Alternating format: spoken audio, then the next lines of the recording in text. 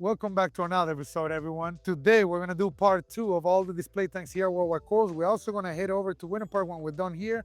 We try to finish them all. It was too many in one day. Let's go grab Josh and let's finish the rest of them. Let's go inside. Come on.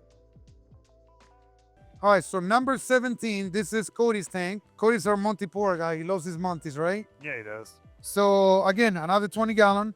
Instead of an MP10, he's got an AI Nero. Nero 3. Same XR15 light from Ecotech Marine. Yep, same exact one. Aquarium filter, penguin style. Same thing, a bunch of rare corals. Tank's looking great. Cody's got a little more of experience. He's been doing it for close to 5 years or something like that. Yeah, he came to us from a store from up north. All right, there you go. So kudos to Cody's looking good. This is 2 out of 3. We're going to the next tank, which is going to be number 18, right? Follow me, guys. All right, so here we go, guys. Tank number 18. This is Braxton tank. It's looking beautiful. Same thing, 20-gallon. Tank's looking phenomenal. We have the craziest gunnies he's growing, crazy hammers, torches. He's got some crazy mushrooms. And he's got a little C-shaped protein skimmer, which, It's actually producing this time. wow, nice to see. Yeah, there you guys got it. Tank number 18. No much to talk about, and it's looking beautiful. Let's go to the next one. All right, so I lied, guys. It's not 3 tanks, it's 4 of them. I wasn't going to show you guys this tank because it was completely teared down. He was cycling the tank for the past 3 or 4 weeks. So finally, put some green chromis.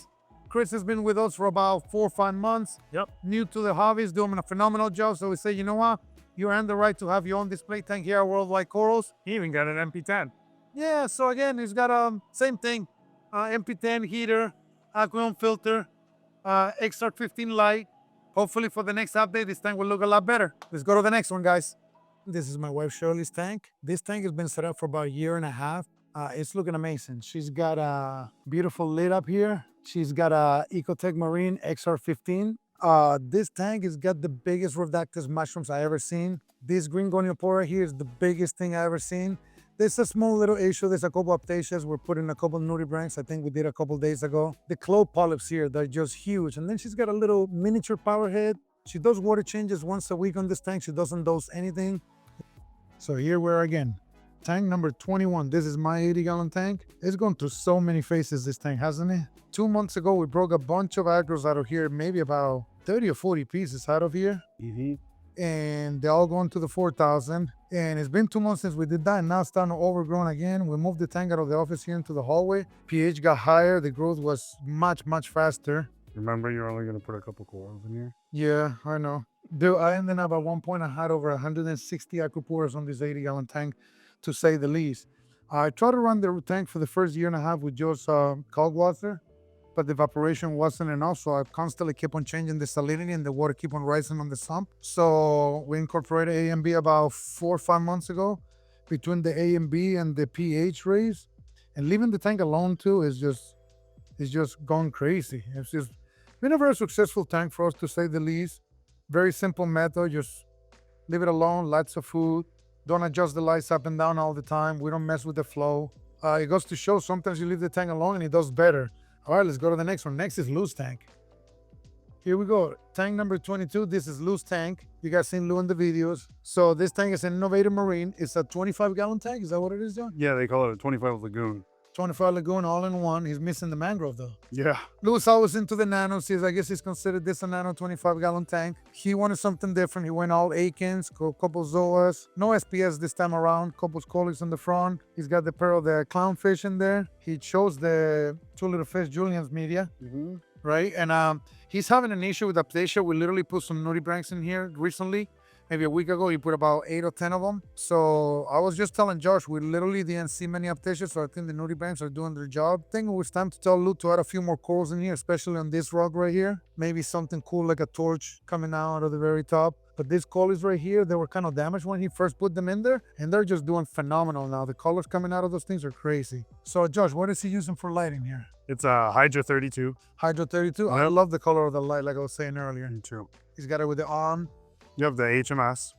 And that's it. I guess he's got a heater back there. Yeah, it looks like he runs a filter sock on one side and then the media tray on the other for bag media or whatever. I know he's using a Brightwell salt for this one. He's doing water changes every other week, and he's not dosing anything. Literally, he just feeds a couple times a day, water changes every 2 weeks. He does about half of the tank though. That's a lot. It's looking good, Lou, if you're watching, buddy. Good looking tank. It looked like it's a sad day. Tank number 23. This is Josh's tank. New project coming along. We had too many acros growing all over the place, and Josh wanted to do something different. He's on the kit with the Akins and all these LPS that you guys can see over there. Wouldn't So- you? Look at the AK. Yeah, I'm looking at this thing. I mean, the tank's looking phenomenal. Funny enough, I'm sure people are gonna be like, "Oh, something happened to the tank." Nothing happened to the tank. And you know how I can tell you? Very easy. I was just pointing to Josh. All the encroachment of the acros, they're all starting to grow like weeds. Like they're showing up like little Easter eggs that we weren't ready to like. We totally fragged them all. Yeah, he let those polys take over, man. He says, "Yeah, I'm keeping them isolated. I'm not so isolated no more." Who wants to buy a rock of palitoas, weedy palitoas, huh? But all the issue that he had, the reason why we took this specific tank down, he's having those purple claw polyps that you guys can see here, and we don't want to play around. They're bagging the rock as well, so we figured this is time to get all the acros here. We're gonna scrape those claws. We're gonna chunk that piece of the rock, and we're gonna start the tank over this time around. We're not gonna do acros. It's gonna be a whole different project. So anyhow, he's got that tank over there. How big is the tank, Josh? It's like 120 gallons. 120 gallons, but No. I'm sorry. It's 200. 220 gallons. 240 gallons. It's all LPS and softies, and Josh is keeping some rare corals.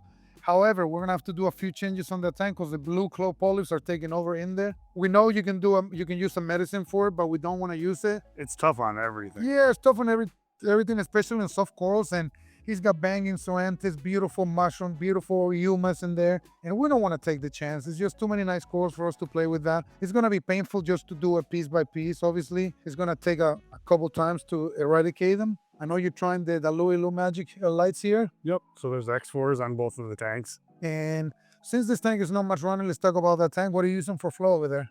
2 MP40s. 2 MP40s. But you keep them pretty on the low side, right?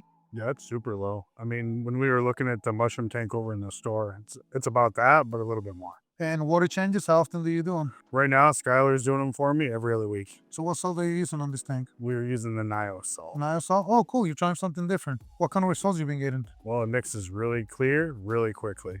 Nice. They came out with the salt back in April, right? Reefapalooza, something along those I lines? think it's been around a little bit longer, but they're trying to push it harder in the States now. Well, Josh, looking forward to see what we're going to do with this new project, man. I'm excited. Let's go see the next tank.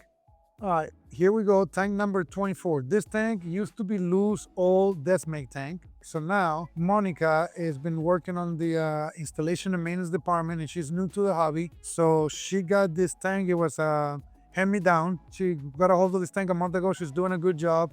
On the beginning, they were having some issues with the algae. They got it under control. I think the tank needs a couple more corals. For light, we're using a prime light. Yep, that's the old one. I'm sure there's a little heater back there somewhere. So anyhow, guys, this is a great tank for someone who wants to play with something small. Ideally, I would say someone, if you start with a tank like this, throw a little bubble tip anemone, maybe a little leather. But anyhow, let's go the last but not least on this store before we head to Winter Park. So we're gonna go see Chris's tank, number 25. Here we are. What's up, Chris? What's up, Vic? All right, so we got Chris's tank. You guys know Chris. Chris has been in the industry. How long you been doing this, Chris, now? Too long. 30 years. 30 years. I bet.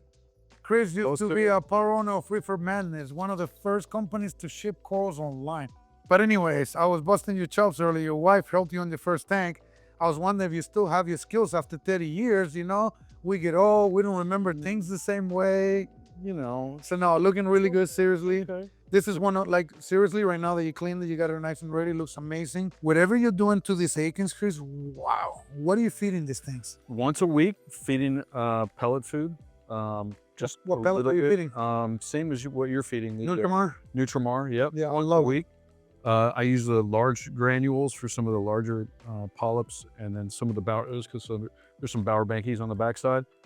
And then the smaller pellets for most of the lords. And they just once a week though. Water change every 2 to 3 weeks. 2 to 3 weeks? Yep, every 2 to 3 weeks. How many gallons? Usually about a half, maybe a little bit lower. You have any flow besides the return point? 0. Can I make a suggestion? Yes. Can we donate some really rare jaw-breaking mushrooms to throw on the floor? Sure. All right, so we're in the Winter Park store. Yep. Number 26, Leah's 20-gallon water box tank. Right. Who makes this lid? This is a top lid. One power head, MP10. Yep. Plenty, obviously, for what she's doing. If anything, she's have to move a couple corals around. She runs this at 70% on reef crest. It's hard to deliver this much flow in a little tank and keep all the animals happy, but she figured out by doing the reef crest. Yep. Kudos to her. So let's talk about the fish. You know what kind of fish she's got in here? There's a Banggai cardinal, Okay. a possum wrasse, a Reynolds goby, a parachalk bass, a clown. Okay. Super cool perk. All right. And water changes. Yes or no? Yep, 5 gallons a week. 5 gallons a week. Religiously. Anything else that's worth mentioning? Other than this thing is looking phenomenal, it's loaded with crazy corals. Well, since she got rid of most of the LPS that was in here and she switched to more predominantly stony, she doesn't target feed anymore. She just feeds the fish brine and mysis. Wow, phenomenal. All right, let's move on to the next tank, guys. Number 27. This tank, Josh, it holds a big memory for us, right? So it's a repurposed tank from our first farm. Many times. And that farm was first set up in the beginning of 2015. So in January, it's 10 years since we set up our first farm. Wow. We've been on the farm game for 10 years now. It changed the way people talk about things. Everybody used to say, oh, we have a frag tank. Now everybody's got a farm, right? I mean, seriously. People realize the space that you need for this type of things. But anyhow, 180-gallon tank. Yep. So 5 foot by 3 foot by 18 tall. Let's go real quick on fish. Villamin GIC, Blonde Naso, Amy, the Giardini. Kupang damsels. Okay. It's a lot more than what we see. They're being pretty shy right now, huh? So this tank, mainly SPS dominated. You can say it's mixed, but this is what I consider I'll consider SPS dominated with a few extras. Fillers. Fillers, right? So weekly water change, 10 to 15%. Sent us about 25 gallons or so. Give or take. Okay. Okay. Cool. So that'll be number 27. Let's go to number 28. 500 in wall built, 10 feet 10 inches long, 30 inches wide. It's literally 30 on the dot because we only had half an inch to get it through this door on either side. That's why. And how tall is it? 24 inches? Yes. So it's like a 450 maybe, not quite a 500 gallon. Just like the one in our old store. But we call it 500 for round numbers. So anyways, this tank has been set up for 5.5 years. This is another tank that is gonna be needing a makeover here, and it's very soon. You guys can see how big some of the fish have gotten. When you see an Agoniophora encrusted into the overflow box, and you see Acropores and Multipores completely growing out of the overflow box, you know this tank has been growing for many years. So it's been ripped down multiple. Oh, we ripped out rocks. We try to redo it one piece at a time. But the truth is, we got to come here for an entire day to redo a tank like this the right way. Is something that takes time. And for flow, I see one MP40 here from Ecotech Marine. 2 MP60s down there. 2 MP60s. And for sand, what do you have here? Fiji pink. Fiji pink. It is hard to keep balance all the time, right? Mm-hmm. It's a little thing. It's pretty rich too. Yeah. So Blonde Naso, yellow tank, 2 of them. 2 yellows, Lamigi. You've got Banggai Cardinals. Big old 6-line ras. Anyhow, this is tank number 28. Let's go into the filtration of this tank, Josh. Okay, there's a 200-gallon Rubbermaid tub for a sump. Okay, so that's one good thing. Some we do custom sumps, some we do DIY, different constructions, right? Yeah, I mean this was a space constraint thing. We needed to figure out how to put a sump underneath here that didn't have to slide this way. Gotcha. So it fits kind of perpendicular underneath the tank. So for skimmer, what do you have? It's a Regal 300 Triple S. All right. Kalkwasser, calcium reactor. So this one runs both calcium reactor and Kalkwasser. Kalkwasser just like everything else to top off the system. Okay. And then the calcium reactor is a Geo 818. 818. Okay. UV sterilizer. Has a 80-watt UV. And water changes on a tank like this? Yeah, so they do pretty substantial water changes, like 20% on the tank. Weekly? Weaker. Weekly. Okay. So here we go, number 29. Another Desmake Pico tank. Yep. 3.5 gallon tank. What's funny here, we always keep a light for the counter.